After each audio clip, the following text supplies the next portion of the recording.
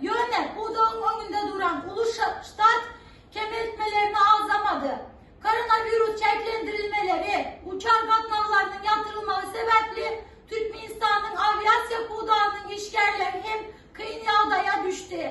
Ama hakimiyetler bu budağın işgallerinin hükümet tarafından nehirli goldav alacaktığını açık aytmayar.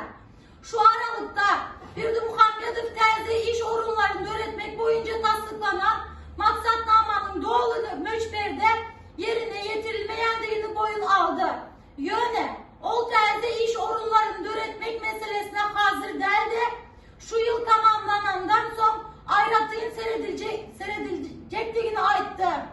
Türkmenistan yurttaki işsizliğin ösüşü, işsizlik zararlı daşarı yurtlara giden rayyatların sanı bu aradaki malumatları çap etmeyen, ama buna karamazdan ozalı April ve May aylarında Levak hem de Maresi bitlerinde kopan karasatın sonra koronavirüs hopunun resmi taydan boyun almazlığı neticesinde resmi Aşkabat daşar yurtlardaki Türkmen aktivistlerin belki tankıdına sezavar oldu.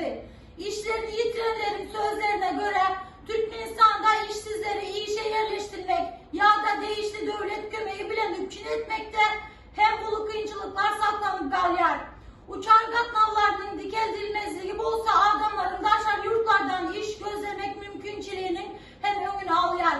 Berdi Muhammedov, sen halkına seyredip bile yok. Sen halkına sahip çıkıp bile yok. Sen halkına iş verip bile yok. Gün bu.